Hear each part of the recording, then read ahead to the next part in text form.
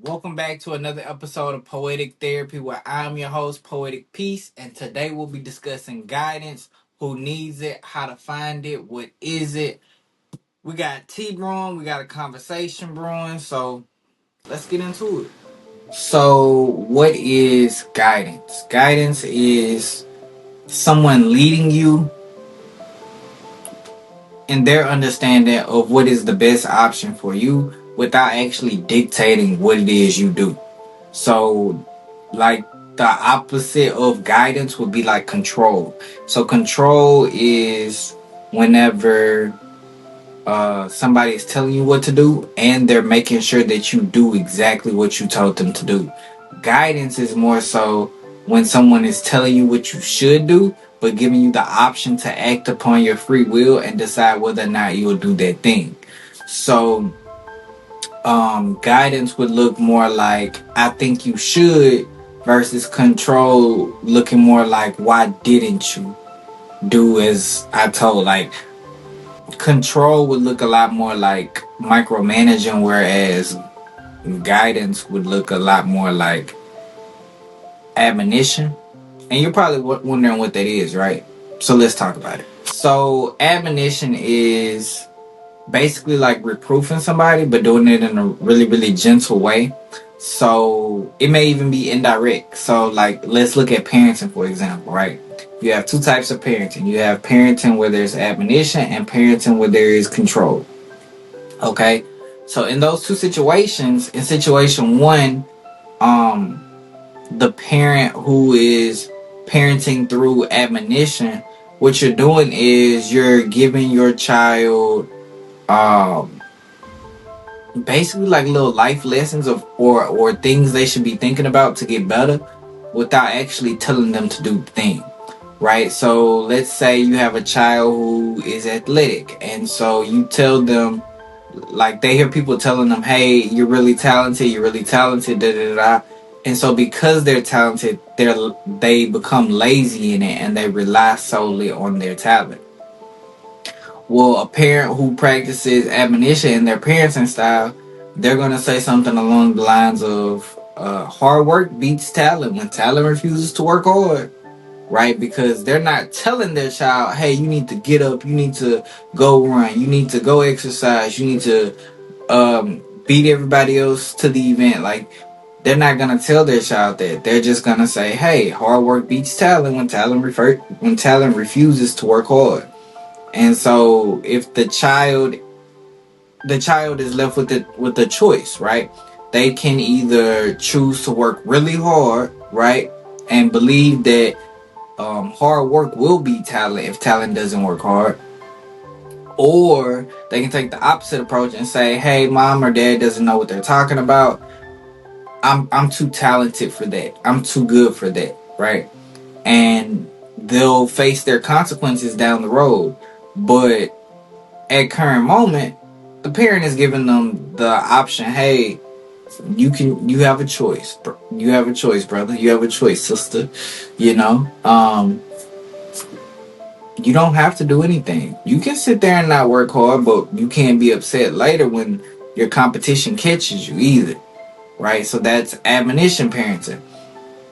However, you have control parenting, or also known as helicopter parenting, where they can be very micromanaging. Um, right? Where when I tell you to wash the dishes, I also tell you the exact way I want the dishes washed. I don't want you to clean the stove before you mop the floor. I don't want you to um, wash the knives before you wash the pots and pans, right? So totally different parenting styles, right? One parent is leaving a choice for their child to choose. Hey, which would you prefer? Would you prefer that I give you the answer, or would you prefer? The two parenting styles offer different perspectives, right? The admonition parenting offers the freedom of choice. Hey, I'm going to tell you what you probably should do, but I'm not going to make you do those things. Whereas the parenting style of the control parent or the helicopter parent, Micromanaging is, hey, I'm gonna tell you what to do, and I'm gonna tell you how to do it, and I'm gonna make sure that you do it. Right? So two totally different styles. However, one is more guidance, the other is control. So why does this matter to you? Right? Well, like, what sense does this even make? Well, let's be honest. If you're looking for guidance, you're probably gonna go to a friend before you go to a parent or a family member, right? Because that friend you feel like you have a better connection with. You two are more intimate, not in a romantic way, but in a personal way. So they may know things about you that nobody else knows. They may know more about the situation than what you care to express to anyone else. So let's be honest. When it comes to guidance, you're probably going to go to your friends, right? So what does that mean? How do I know that this person is my friend? Well, if you go to the relationship video, you'll know that there are three types of relationships. There are parasitic, mutualistic, and commensalism relationships. Commensalistic relationships, I think it's that word. But yeah, those are your three types of relationships, and obviously the most healthy would be a mutualistic relationship where both y'all are given to each other, right? So not only a person who can help guide you, but a person who um you can guide, right? You can help them through life situations. You two are not strong in the same areas, right? Both of you aren't math majors. One is a math major, one's an English major. Great. So we got writing and we got finance, right? Um, but no, so what does guidance look like from your friends? How can you tell your friends from your foes? Usually, if they are your friend, they are doing it out of your best interest. One more time. If they are your friend, they are doing it out of your best interest. It does not matter to them how much money they make off of this. It does not matter to them what benefit they may be able to receive at a later date for this. All that matters to them is that this will benefit you, right? That's what they want to see, you being benefited. And so what happens is, when we go to look at our friend group and we go to ask for guidance, we should probably ask, why is this person around me? Is it because, like, for example, like, why are you feeding me? If you see I'm hungry and you feed me, why do you feed me? Do you feed me because I'm hungry, or do you feed me so that I owe you a favor? Because those are two totally different things. But people will hang around you for both, right? The same person who fed you for a favor, they are waiting around to reclaim their favor. Those are not real friends. Those are foes. We do not want guidance from those people. Those people typically offer control instead of guidance, right? So those are the people who you go to them with your relationship problems or with your friend problems or problems within the friend group, and they're the ones that are constantly telling you, I told you, you need to leave them alone. Leave them alone. Leave them alone. And they're not leaving you an option to work your way around it. They're actually dictating your action. They're dictating what it is you do. They're dictating who is in your life. And so that's a form of control. And so that's not really a friend. That's more of a foe, because what'll happen is that person will have you cut everybody else off so that you're secluded. And then what? Now that you have nobody, you can only listen to them, right? And now you may have a fear of being alone. And so not only are you listening to them, you're taking everything they say as gospel, right? You're taking everything they say as the final word, the end all be all, the ultimate say so. And that simply shouldn't be the case. You are an intelligent adult. You have the capability of thinking for yourself. So do so, right? Allow people to offer you guidance. Hey, I don't know what the situation is, but if that were me in that situation, I would be thinking this. People who give advice like this, they're typically not trying to control you. They're just trying to expand your perspective, right? So instead of you thinking, oh, this person knew that I didn't like soup and they invited me over just to cook tortilla soup. They must have been trying to get on my bad side, right? And you're venting about it to this quote unquote friend or to this other person. Like, why would they do that? If they're in control, they're saying, yeah, I think you should get rid of that friend because that was very inconsiderate for them to invite you over for soup and they know that you don't like soup, right? However, someone who's offering guidance may say something along the lines of, well, okay, if they were aware that you didn't like soup, maybe they forgot. If they didn't forget, then pencil this down and see if they repeat the behavior, right?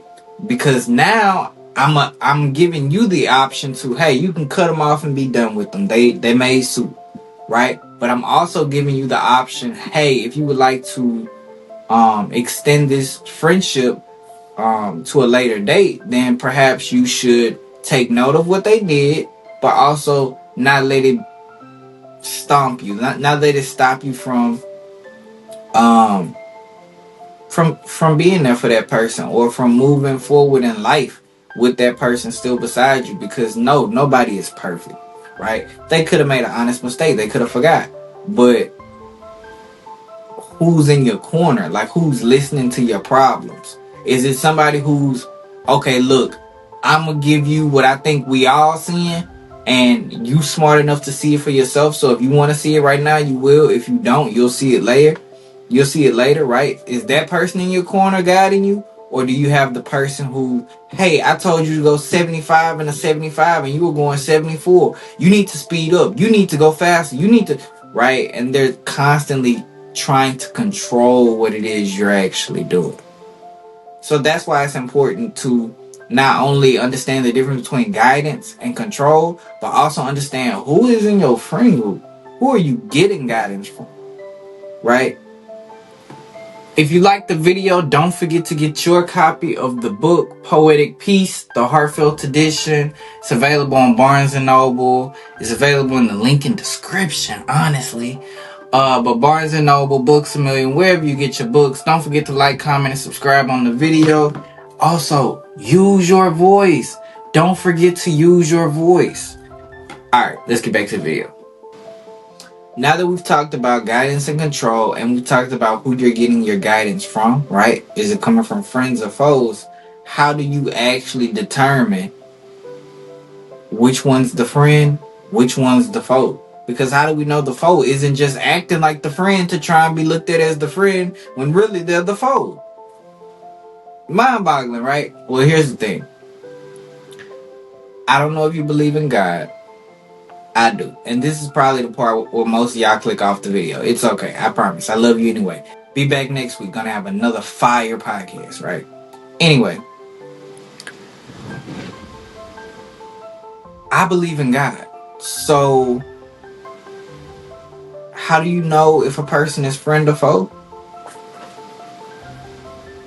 You pray to God for discernment. You pray to God to show you the difference. Hey, is this person for me or not? Now, don't you pray that if you want everybody in your circle to stay in your circle and you got a circle full of yes men or yes women. That's a strong prayer you praying, because you may lose people who you kept very close to chest, right? I would definitely ask for discernment from God or from whatever God you believe in, because you're going to need somebody more powerful than what you are to be able to tell you, hey, yes, this is for you. No, this ain't for you. Otherwise, you wouldn't be in the position you in currently. One more time, if you were so smart that you knew exactly who was for you and exactly who wasn't, you would not be in the position you are in right now. You are in that position because you're still trying to figure it out. You're still trying to see people's true intentions.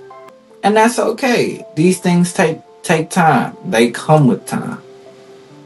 However, you're going to need a source bigger than yourself to generate the power to differentiate the two. Right? So, I don't know if you believe in God. I don't know if you believe in spirits. I don't know what you believe in. But whatever it is, I recommend you ask for help. You ask for discernment. Who is for me? Who is not? Is this person trying to guide me? Did you bring them into my life to help guide me to where I'm going? Or did you bring them into my life to show me This is what control looks like. This is not really what you would like to encounter on a day-to-day basis. These are not the people you want to surround yourself with. So when you see signs or traits like this, you should flee from them. You should run as quickly as possible, as you can. Get away, right? These people mean harm to you. These people don't mean, they don't have good intentions for you, right? They have evil in their heart towards you. Run, flee, go, right? And be shown that. Understand that when you're running, you're not running because you thought or because you were suspecting. No, you were certain. You had seen these things. It had been revealed unto you, right? So again, I don't know what God you believe in, but I want you to understand that you will definitely need a power bigger than you in order for you to get to where you're going, for you to understand who are your friends, who are your foes, what is guidance, what is control. Did not mean to rhyme though. But yeah, actually understanding what these things are, how they work. So, what have we learned here today, guys? Focus on the people looking to guide you. Choose the people that are wanting to guide you, right? Not control you, but guide you down a better path, to show you a better way. Remember that even God came to guide us. He did not come to control us. I don't know what God you believe in. The God I believe in gave Adam and Eve a choice, and they chose. And even after they chose, he still gave them choices. And here we are. So again, you have choice. And if the God of the universe, the God who created everything, still thought to give you choice, still thought to give you guidance instead of control, instead of taking away your free will and saying, you know what, you don't know how to use this, let me take this from you because you don't know how to use it. No, he said, well, come here and I'll show you what a great thing this free will can be. And in this free will and expressing control through this free will, the life you live is so much more abundant. The life you live is so much more peaceful. The life you live is the one that you dreamt about and you never knew. Right? So, spend more time with people who are looking to guide you than they are to control you. Guidance is essential. Guidance is the fastest way from point A to point B. When you get lost or when you wanna go out of town, you look for guidance from your GPS. You look for guidance from people in that area. If you're a tourist and you visit a new area, what are you doing? You're asking the locals for guidance. Hey, what's some really good sporting events here? What are some really good restaurants here? What are some good hotels? What are some, like, you're looking for guidance. You're not looking for somebody to tell you, oh, go eat at this place right now. No. You're looking for somebody, hey, if you got the time, you got the funds, there's this place over here, great breakfast. Right? That's guidance. I'm not making you go. I think you should. I'm persuading you to. Right? However, I'm not forcing. I'm not twisting your arm and making you go to this restaurant. I'm allowing you to want to be there if you go. It's the God of the universe. But again, I don't know what you believe, but what I believe, the God of the universe gave us all freedom of choice, but he gave it to us with guidance. Right? And where you get that guidance from or how you think God speaks to you, it's completely up to you. I'm not here to fight with anybody. But what a great conversation, guys. I appreciate your time as always. Don't forget to like, comment, and subscribe. Please smash that subscribe button. Smash the share button too. Make sure you get this to somebody who needs to hear it. Till next time, guys. Peace.